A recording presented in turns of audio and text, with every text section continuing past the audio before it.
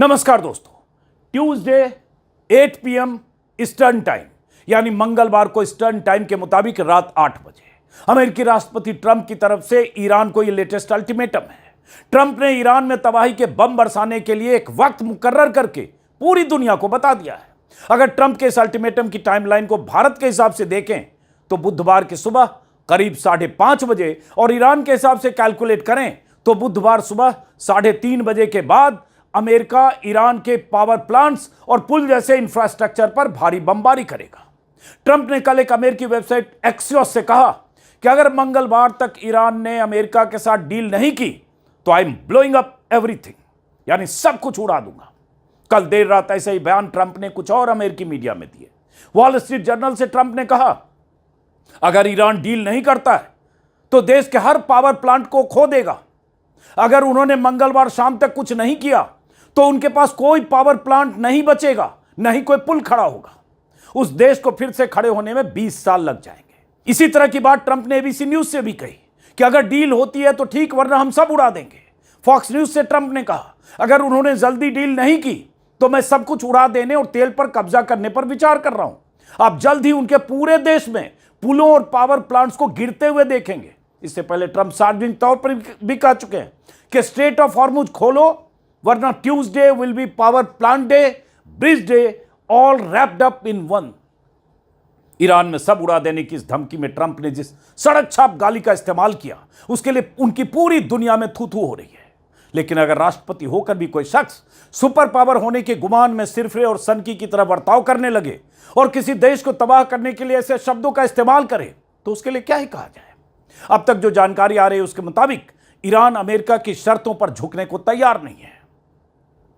अमेरिकी website Axios ने अपनी रिपोर्ट में दावा किया है कि अमेरिका ईरान और मध्यस्थता कर रहे पाकिस्तान, इजिप्ट और तुर्की जैसे कुछ देशों का एक समूह संभावित 45 दिन के युद्ध विराम की शर्तों पर चर्चा कर रहा है ताकि पहले फेज में युद्ध रुके और दूसरे फेज में युद्ध के स्थायी अंत का रास्ता खुल सके। इस रिपोर्ट के मुताबिक ट्रंप के दूत स्टीव विटकॉफ और ईरान के विदेश मंत्री अब्बास अराक्ची मैसेज के जरिए संपर्क में, वेबसाइट कह रहा है। ट्रंप ने खुद भी एक्सियोस से दावा किया है कि अमेरिका और ईरान के बीच गहन बातचीत चल रही है और डेडलाइन के पहले डील हो सकती है। साथ में यह भी कह दिया कि अगर डील नहीं हुई तो सब उड़ा दूंगा। इस रिपोर्ट में यह भी कहा गया है कि स्ट्रेट ऑफ हॉर्मुज ईरान के लिए बार्गेनिंग चिप है और वो इसे 45 दिन के युद्ध विराम के बदले छोड़ने को तैयार नहीं है। ईरान ने साफ साफ कहा है कि वह गाजा और लेबनान जैसी स्थिति नहीं चाहता जहां कागज पर युद्ध विराम होता रहे और हमले जारी रहे। इसलिए ईरान हर हाल में परमानेंट युद्ध विराम यानी दोबारा कभी हमले ना हो ऐसी गारंटी चाहता है। मध्यस्थता करने में लगे देश कोई रास्ता निकालने में जुटे हैं। हालांकि इसी रिपोर्ट में यह भी कहा गया है कि अगले 48 घंटे में किसी आंशिक समझौते की भी संभावना कम है। आईआरजीसी के हवाले से जो खबरें आ रही है उसके मुताबिक ईरान स्ट्रेट ऑफ हॉर्मुज पहले की तरह खोलने को कतई तैयार नहीं है, खासतौर पर अमेरिका और इजराइल के लिए। तो फिर सवाल उठता है कि ईस्टर्न टाइम के मुताबिक मंगलवार की रात 8 बजे के बाद क्या होगा? क्या वाकई अमेरिका वही सब करेगा जिसकी धमकी ट्रंप दे रहे हैं? और अगर ऐसा हुआ तो ईरान क्या करेगा? जंग की दिशा क्या होगी?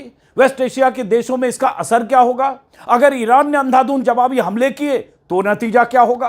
कहां कहां तबाही बरसेगी? क्योंकि ईरान के पास मिसाइलों का बड़ा भंडार है। सीएनएन खुलासे कर चुका है कि उनकी मिसाइल पावर अभी खत्म नहीं हुई, 50% बची है।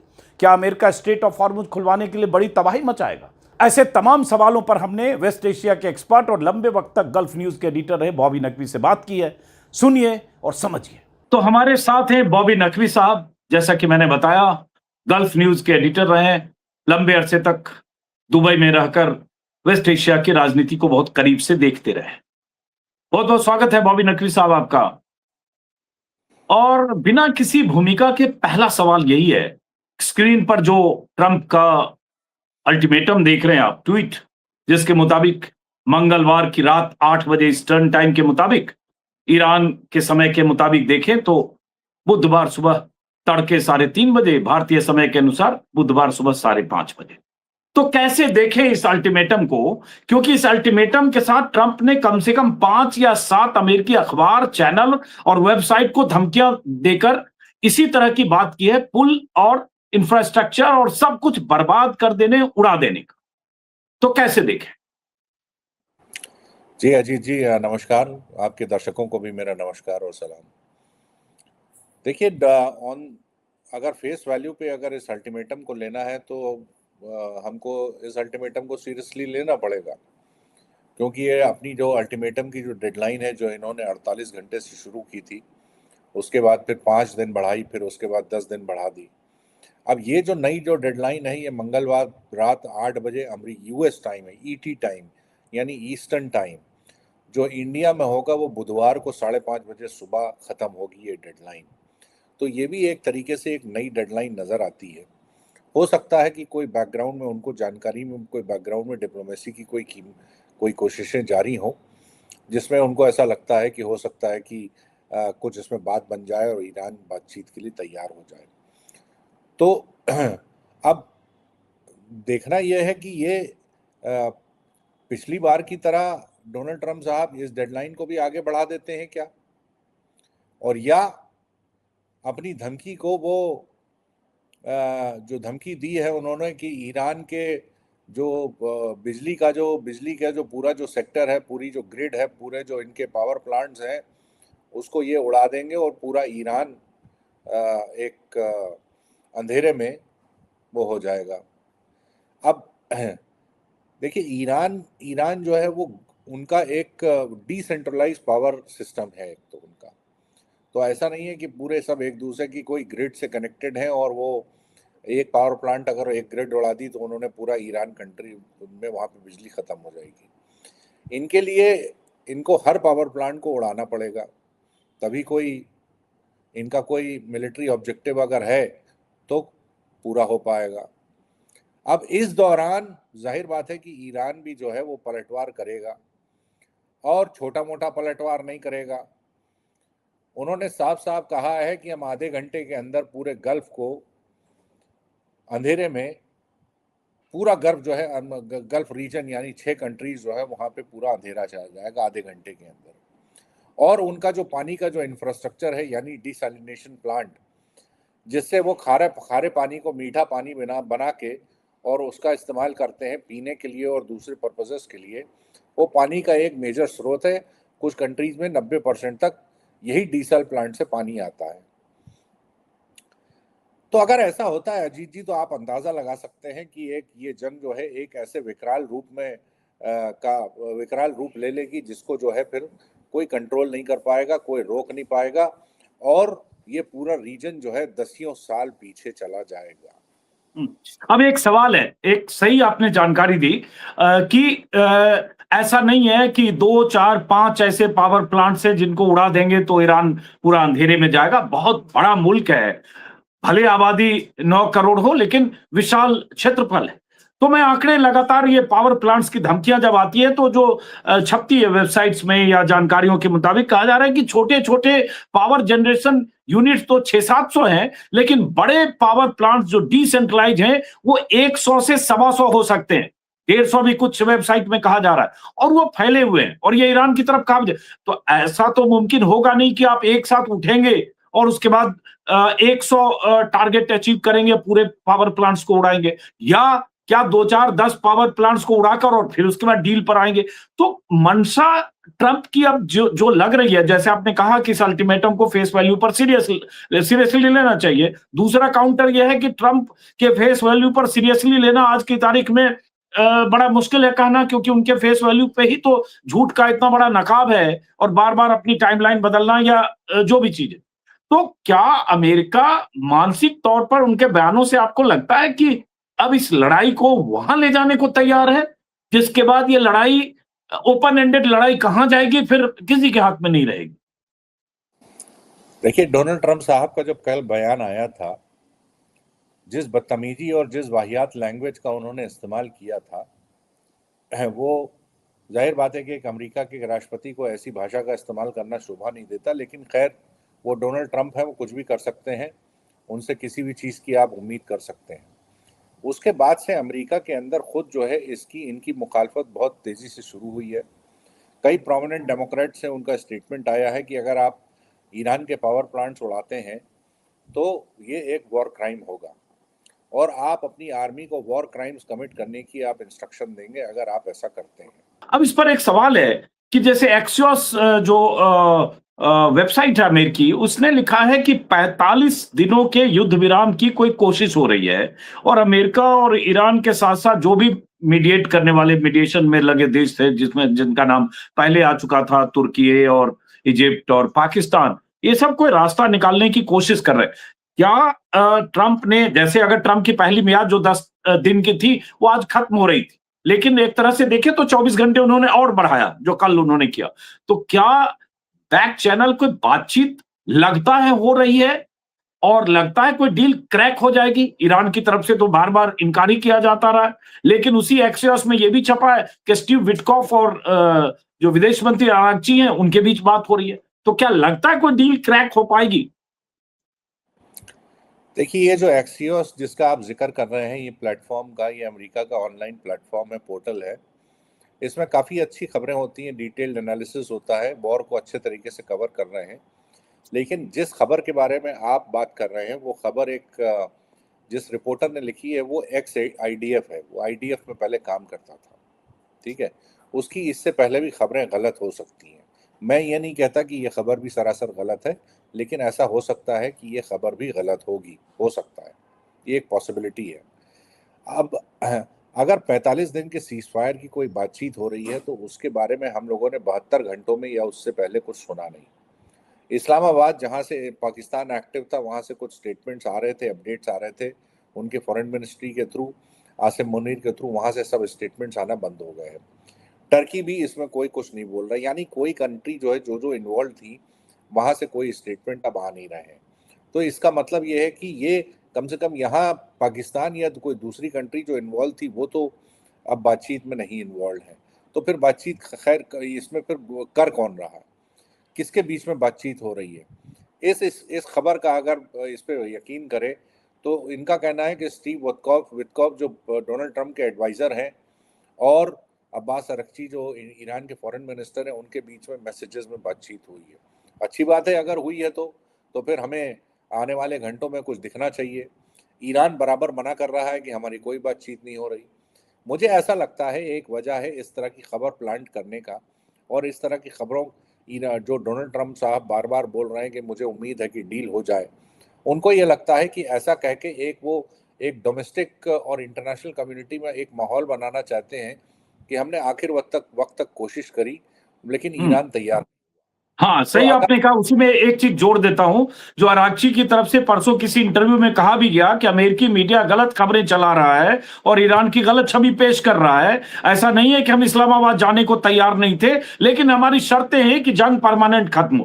तो ये भी हो सकता है कि ट्रंप पूरी दुनिया को ये बार बार बताना चाह रहे हैं कि हम तो बार बार डील के लिए समय दे रहे हैं। हमने पहले 48 घंटे दिया, फिर 5 दिन दिया, फिर 10 दिन दिया, फिर 24 घंटे दिया, वो नहीं मान रहे, तो हमारे पास कोई विकल्प नहीं है। एक जी इसका बिल्कुल। दूसरा मतलब ये हो सकता है, भाई आप डील के लिए वक्त दे रहे हो, लेकिन शर्तें आप वही चाहते हो, तो फिर वो डील कैसे हो सकती है? बिहार में कहावत है बॉबी नकवी साहब, पंचों की बात सर माथे, लेकिन खूंटा यही गड़ेगा।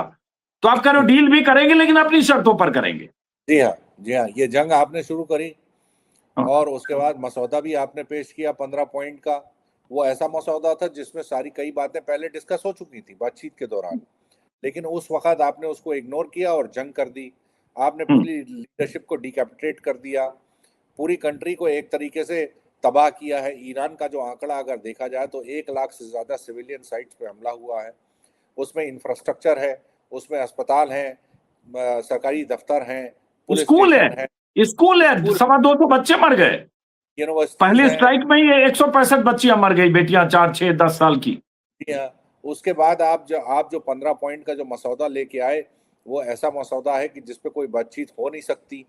एटलीस्ट जो इंटरम सीज फायर होता है उस दौरान तो नहीं हो सकती। हाँ, आगे कोई अगर डिटेल बातचीत हो तो उसमें डिस्कस किया जा सकता है। तो डोनाल्ड ट्रंप साहब ने कोई सीरियस जो है इसमें कोशिश सीज फायर के लिए की नहीं। इसमें देखिए, डोनाल्ड ट्रंप साहब के पास ऑप्शन, उसकी वजह यह है कि ऑप्शन बहुत लिमिटेड है। ईरान का ये कहना है कि स्ट्रेट ऑफ हॉर्मुज हम खोलेंगे नहीं, और वो एक तरीके से उनकी बात सही भी है, क्योंकि वो लेवरेज जो है वो इतना बड़ा है कि उसको अपने हाथ से जाने नहीं देंगे। ईरान अपने हाथ से स्ट्रेट ऑफ हॉर्मुज का ट्रम्प कार्ड नहीं जाने देगा, ये बात तय है। और डोनाल्ड ट्रंप साहब लेकिन यही चाहते हैं कि जब सीजफायर हो तो फिर स्ट्रेट ऑफ हॉर्मुज भी खुल जाए। ईरान को ये बात मालूम है कि एक बार अगर स्ट्रेट ऑफ हॉर्मुज खुल गया तो फिर उनके हाथ से लेवरेज चला जाएगा और ये 3 महीने बाद या 4 महीने बाद फिर कोई बहाना बना के फिर हमला करेंगे। तो ये अब्बास अरक्ची का जो कल का जो स्टेटमेंट था वो बिल्कुल सही है और लॉजिकल लगता है कि भाई जंग आपने शुरू करी, अब आप ये कहते हो कि रोक दो, बातचीत करने लगो। ये जंग ईरान का कहना है कि तभी रुकेगी जब इसमें परमानेंट जो है वो एंड ऑफ होस्टिलिटीज हो, जो जंग की होने के शुरू होने के जो कारण थे उसको प्रॉपरली एड्रेस किया जाए, तभी हम इसको रोकेंगे। और ईरान के ऊपर जो खतरा जो रीजन में बरकरार है, जो जो जो अमेरिका के जो मिलिट्री बेसिस वहां से खतरा है, जब तक ये खतरा हम कम करेंगे या खत्म करेंगे, हम जंग को खत्म नहीं करेंगे। तो ये पोजीशन दोनों कंट्रीज की है। इसमें ईरान की पोजीशन जो है वो थोड़ा सा ऊपर ऐसे इसलिए लगती है क्योंकि उनके ऊपर एक उन्होंने एक ऑयल का जो ब्लॉकेड रख रखा है, तो उनका पलड़ा जो है थोड़ा सा भारी लगता है। डोनाल्ड ट्रंप साहब थोड़ा सा मजबूरी में फंसे हुए लगते हैं क्योंकि उनके देखिए उनके लिए वाकई ये एक बहुत बड़ा हेडेक सरदर्द बन गया है कि ना तो जंग को वो बिना कोई अगर बहुत ज़्यादा उसमें बमबारी करते हैं, पावर प्लांट उड़ा देते हैं, तो उससे जंग जो है और बुरे हालात हो जाएंगे। स्ट्रेट ऑफ हॉर्मुज नहीं खुलेगा। देखिए पावर प्लांट्स पे भी बमबारी करने से स्ट्रेट ऑफ हॉर्मुज नहीं खुलेगा, उल्टा और ये होगा कि कई और दिनों के लिए, अगर कल को खुलता होगा तो नहीं खुलेगा, अब तो फिर महीनों के लिए और बंद हो जाएगा। नहीं, ये उसके बात बाद जैसे आपने अगर 4 6 10 पावर प्लांट्स को उड़ाए तो फिर ईरान के पास मिसाइलें हैं। सीएनएन की परसों की एक्सक्लूसिव रिपोर्ट है कि 50% मिसाइल स्टोरेज है अमेरिकी इंटेलिजेंस एजेंसीज के हवाले से। तो फिर ईरान फिर अंधाधुंध वेस्ट एशिया के उन डिसेल सेंटर पर और पावर प्लांट्स पर हमले कर सकता है, जैसे कतर में किया था। तो फिर उसके नतीजे तो अगले 48 घंटे में ऐसे दिखेंगे कि तबाही का असर वेस्ट एशिया के देशों पर और ठिकानों पर होगा, इजराइल में होगा। जी बिल्कुल। और इसमें एक चीज़ और मैं ऐड करना चाहता हूँ कि देखिए कुछ ऑयल फील्ड्स या कुछ गैस फील्ड्स अभी भी बची हुई हैं जिनके ऊपर हमला नहीं हुआ है। और अगर अमेरिका ईरान के पावर प्लांट्स पे हमला करता है तो उसके पलट में ईरान ये बची हुई जितनी गैस फील्ड्स या ऑयल तेल की फैसिलिटीज है उनको भी उड़ा सकता है। यानी जो आगे कोई अगर उम्मीद हो कि साहब आने वाले हफ्तों में तेल की सप्लाई दोबारा शुरू की जा सकती है, वो उम्मीद जो है फिर वो जाती रहेगी। क्योंकि फिर एक बार अगर ये डैमेज हो गए तो इतनी जल्दी फिर ये इनको ऑनलाइन वापस जो है शुरू करना इन फैसिलिटीज को बहुत मुश्किल हो जाएगा। इनको महीनों लग सकते हैं, हो सकता है साल लग जाए इनको रिपेयर करते करते। तो ये डोनाल्ड ट्रंप साहब के हाथ में है कि जो उन्होंने धमकी दी है बिना सोचे समझे उसको उसको उस धमकी को लेके आगे बढ़ें या पीछे हटें, ये तो उन्हीं के ऊपर है। अब एक सवाल है, जैसे आप कह रहे हैं ना ट्रंप धमकी को आगे बढ़े या पीछे हटे। अब ट्रंप की गर्दन स्ट्रेट ऑफ हॉर्मुज में फंसी है। हम लोग कई बार बात कर चुके हैं कि भाई ट्रंप के अगर बयान देखे पिछले 15 दिनों में, तो कभी कहते हैं स्ट्रेट ऑफ हॉर्मुज से मेरा कोई लेना देना नहीं है, वो देश जाने जिनका तेल आता है, हमारा तो तेल ही नहीं आता है। नेटो देश जाने, ब्रिटेन जाने, फ्रांस जाने, इटली जाने, जो भी जाने। और फिर उसके बाद 24 घंटे में फिर धमकी देते हैं। पिछले 10 दिन में उन्होंने 5 या 6 बार स्ट्रेट ऑफ हॉर्मुज से पल्ला झाड़ा है। लेकिन गर्दन भी फंसी है कि अगर छोड़ के जाते हैं तो दुनिया में ये होगा कि अमेरिका शिकस्त खा के गया। जो स्ट्रेट ऑफ हॉर्मुज 28 फरवरी के पहले खुला था, इस जंग के बाद वो एक तरह से ईरान ने कंट्रोल कर लिया और अमेरिका और इजराइल के शिप और तेल टैंकर वहां से नहीं गुजरेंगे, जो अमेरिका और इजराइल के लिए बार बार ईरान कर रहा है। तो फिर ट्रंप के पास क्या उपाय है? उनके पास कोई उपाय नहीं है। उनके पास एक ही उपाय है, जो ईरान ने जो कंडीशन रखी है कि नंबर 1, पहले तो आप जंग रोकिए। पहले आप जंग हर फ्रंट पे रोकिए। जो लेबनान में आप जंग कर रहे हैं, जो इजराइल जो हमारे ऊपर बमबारी कर रहा है वो रोके, अमेरिका जो बमबारी कर रहा है ये रोके। तो ये तीनों फ्रंट पे जो जंग हो रही है इसको पूरी तरह से रोका जाए, तभी हम कोई बातचीत करेंगे। दूसरी चीज़ जो उन्होंने कही है कि जो हमारा legal quote unquote legal right है स्ट्रेट ऑफ हॉर्मुज के नेविगेशन के ऊपर, उस राइट को रिकॉग्नाइज किया जाए। तो ये एक बड़ा, एक कहना चाहिए हॉब्सन्स चॉइस है उनके पास, मतलब बहुत मुश्किल चॉइसेस हैं ये आसान काम नहीं है। डोनाल्ड ट्रंप इसमें अगर कोई भी अगर डिमांड मानते हैं ईरान की, तो इसमें इनकी बहुत बुरी बेइज्जती होगी। अमेरिका का रसूख और अमेरिका का वक़ार जो है वो बहुत कम होगा। फिर अमेरिका के ऊपर विश्वास कोई नहीं करेगा। खैर, अमेरिका के ऊपर विश्वास आज की डेट में बहुत कम लोग करते हैं, बहुत उनके खुद एलाइज नहीं करते, वो खुलेआम बोलते हैं कि हम आपके साथ में नहीं हैं। लेकिन ये बहुत इनकी बेइज्जती होने वाली है, ये बात तय है। देखिए, ये मान लीजिए, अगर ये चाहे ये बमबारी करें या पीछे हट जाए, दोनों में इनकी बेइज्जती है। अब डोनाल्ड ट्रंप साहब को डिसाइड करना है कि बेइज्जती कम किस में है, पीछे हटने में है या आगे जाके ये सब इंफ्रास्ट्रक्चर ईरान का तबाह करने में है। बेइज्जती दोनों में है और इनका वक़ार दोनों सिचुएशंस में वो होगा। ईरान का पलड़ा मुझे अभी तक जो है ऊपर दिखाई देता है। एक बात यहाँ ज़रूर ऐड करना चाहूँगा कि जाहिर बात है कि अगर ईरान के ऊपर बहुत ज़्यादा नुकसान होता है इंफ्रास्ट्रक्चर पे, पावर प्लांट में, तो उनको भी काफ़ी दिक्कतें आएंगी, वहाँ के लोगों को बहुत दिक्कतें आएंगी। हो सकता है कि कई दिन तक बिजली की सप्लाई ईरान ना रिस्टोर कर पाए। लेकिन उससे ज़्यादा दिक्कतें जो हैं, देखिए, गल्फ कंट्रीज़ को आने वाली हैं, क्योंकि वहाँ ये गर्मी का मौसम शुरुआत हो चुकी है और इस गर्मी में आप कुछ घंटे ही रह सकते हैं बिना पानी और बिना बिजली के। इसके बाद जो हाहाकार मचेगा, ये दुनिया की कोई ताकत ऐसी नहीं है जो लोगों को जो है वहाँ पे मदद कर पाए। ये ऐसी चीज़ नहीं है कि आपने अर्थक्वेक आया है तो आपने प्लेन लोड भेज के मैकेनिक्स भेज दिए और उसको वहाँ पे रेस्क्यू कर लिया गया या सिस्टम्स को दुरुस्त कर लिया गया। इसको दुरुस्त करने के लिए, इसको इन फैसिलिटीज़ अगर डैमेज हो जाएं तो उनको दोबारा ऑनलाइन लाने के लिए महीनों लग जाएंगे। ये बात इंटरनेशनल कम्युनिटी को मालूम है, रीजन इन कंट्रीज़ को मालूम है। तो डोनाल्ड ट्रंप साहब के ऊपर सबसे बड़ी जिम्मेदारी इस टाइम ये है कि अपना जो पागलपन है उसको थोड़ा सा 2 मिनट के लिए अपने पागलपन को अलग रख दें और इसमें ध्यान लगाएं कि इसमें आगे किया क्या जा सकता है। जो अगर इसमें चाइना और रशिया की भी अगर मदद लेनी पड़े तो इनको मदद मांगनी चाहिए और कोई एक रास्ता बीच में निकालना चाहिए। या तो डेडलाइन आगे बढ़ा दें या फिर ये डेडलाइन वाला किस्सा ख़त्म करें और ये होगा फिर कि आप बातचीत के लिए कोशिशें शुरू करें, अफ्रेश शुरुआत से एक नई कोशिश जो है शुरुआत करें। तो ये ऑप्शंस बड़े वैसे ऑप्शंस हैं, बड़े लिमिटेड ऑप्शन हैं। और ये एक बात ये भी जो मुझे समझ में आता है, डोनाल्ड ट्रंप साहब को, उनका करियर जो मैं मॉनिटर कर रहा हूँ, उनसे ऐसा भी लगता है कि डोनाल्ड ट्रंप साहब के पास जो ये इतने कॉम्प्लिकेटेड ऑप्शंस हैं, उनकी खुद की जो है उनकी बुद्धि वो बड़ी लिमिटेड है, वो इस पे शायद कोई विचार कर ना पाए।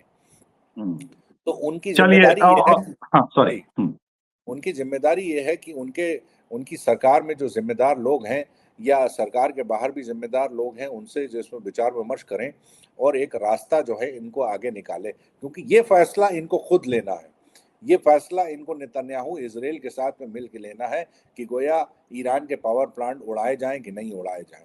तो ये बड़ा एक मुश्किल वो है, फैसला है, वक्त है, मुश्किल, बहुत ही मुश्किल मोमेंट है डोनाल्ड ट्रंप साहब के लिए। उनके लिए बहुत बड़ा एक टेस्ट है, ये उनको डिसाइड करना है।